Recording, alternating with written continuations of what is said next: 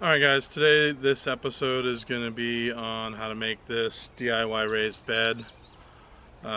This obviously is the finished product, but we'll go back and start from the beginning. See you guys there. Alright guys, I thought we'd talk about construction this morning. So this is the 12-foot part of the raised bed, and then I'm just about to start on the 3-foot ends, and I'll kind of go over one end, and then you guys, it's just two. So what I did is I took, first of all, for the 12-foot section, I took it and I wanted 5 braces, and you can do this with any number, 6, 7, 8, whatever. So 5 braces is 4 spaces. If you build fences, you know that you got 2 end pieces. And so what I did is on this 12-foot section, so the 3-footers are going to come into the end here. So there's 1.5 inches on each end, and then the brace. And when I go to build it, you guys will see why. But so you're going to take 12 feet minus 3 inches. And then you're also going to take the number of braces that you have. So this is 5 at 3.5. So what is that? 5 times 3 is 15.5 times 5 is 2.5. So 17.5 inches. You're going to also subtract off. So 3 and 17 is 20.5. So you're going to take 20.5 and subtract that out of your 12 feet. And then you're going to divide by 4, and that's going to give you your open space in between the bracing. I hope that went okay. Listen to it again. I'm sure you can Google it as well. So the open space ended up being 30 and 7/8 on these. And you can kind of see how I've got, when I do these, I do a pipe clamp next to the brace to push all the boards together, and then I got a big hammer to bring all the boards up to the bottom of the brace, and then I clamp the brace down when I'm screwing it down. I actually clamp it and screw it because, it does this, or it'll have some twist to it. So all these braces are screwed down and ready to go. This 12-foot section is done. So I want an overall width of 3 feet. So because these go past, if you frame, you know what I mean, and the short walls go 2, I'm going to cut them at 33, and they're going to end up with 33 and then 1.5 inches on each end. That's going to make 36 for 3 feet. So we'll get to cutting here, and I'll show you guys an end wall build, and then you just times 2, and we'll get over to the location at some point here in a little bit, and we'll start setting this up.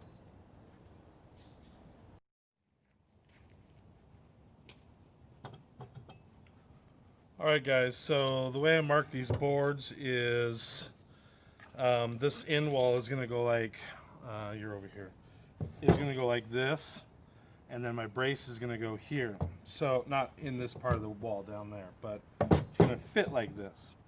So what you end up with is you end up with this setup. Well, I don't have a 2x4. Where are they at? Let me grab one. Where's my 2x4? There we go.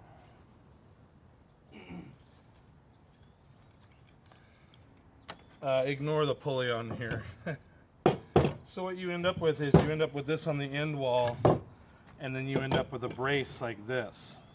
And I'll actually screw the braces together to make the corner up. That way I don't split the end wood. So the way I've got this marked out, I've got 1 5/8 inch mark here, 3.5 here, 3.5 here, and 1 5/8 inch here. 33-inch board. That's going to make 36 at each end. My wall's 28 inches tall.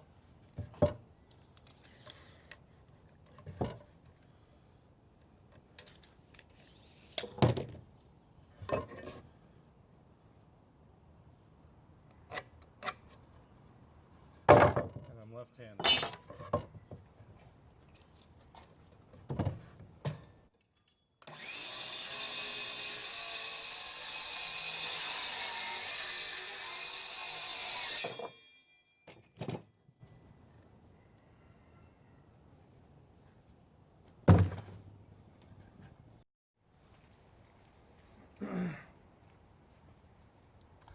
Alright guys, not that you need this. I'm pretty sure most of the people watching on my channel know how to put shit together, but if you don't, so what I did is I only marked the top and the bottom board and then clamped them up even on one edge.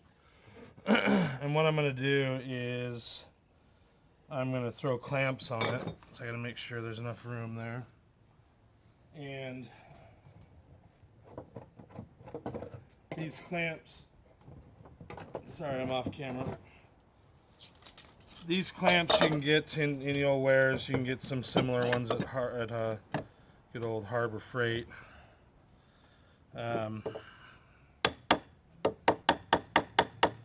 Just bring it up till it's even, make sure it doesn't overhang on the top.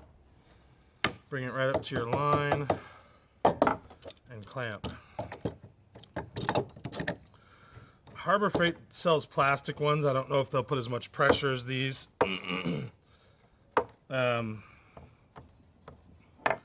So I'll do these two boards I'm screwed down to first. Make sure that this is up tight.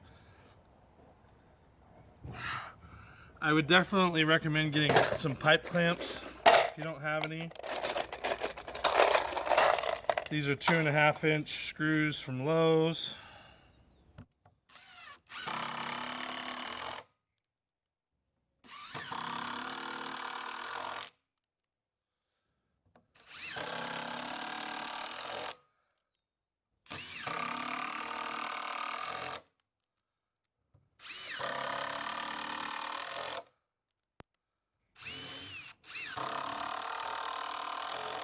Putting it together with screws because in my experience nails release over time. Putting 4 screws per board. This is not a structural component, so I don't have to worry about shear forces snapping the screws. What we don't want is nails pulling out 10 years from now. This probably won't last 10 years, but maybe. You know, it's not treated. However, you don't want treated lumber in with your veggies. So, throw a couple more screws in here real quick.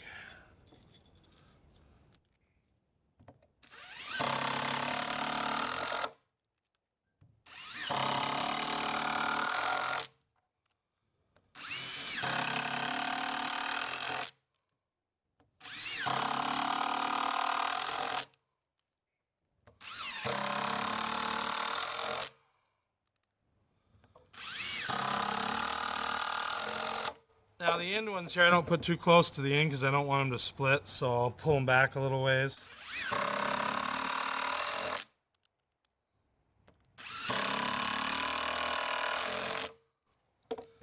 Okay, I got one more board to do.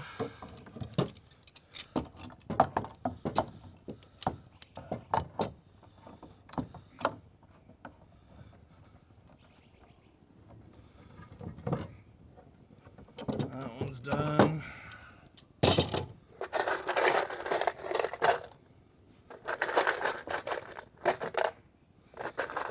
Four more screws.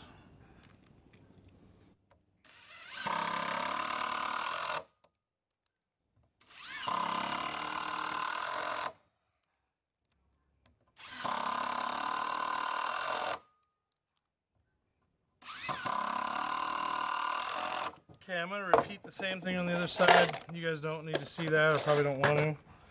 So I'm just going to move my clamps over and we'll get this thing done.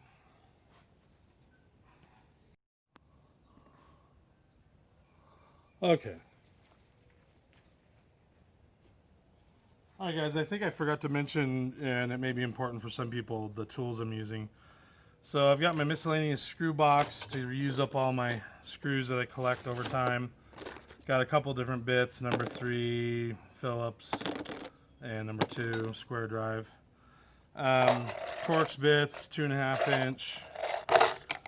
Tape measure, backup in case that one busts. Pen, I don't like pencils.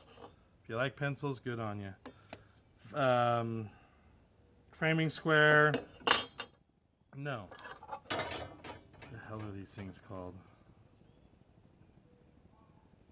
This is a framing square. My brain's tired. Framing square, pry bar, framing hammer, pipe clamp, screw gun,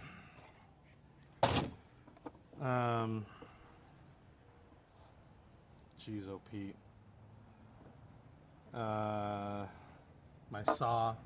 I don't know why my brain goes blank when I do these videos. These sliding clamps, so you can quickly clamp something down. Skill saw, cordless skill saw. Yeah, that's pretty much it. That's what you're going to need for tools. And I probably forgot something, but that's everything I'm using today. So that's it for tools. We'll get over to location next, and we'll start setting this up.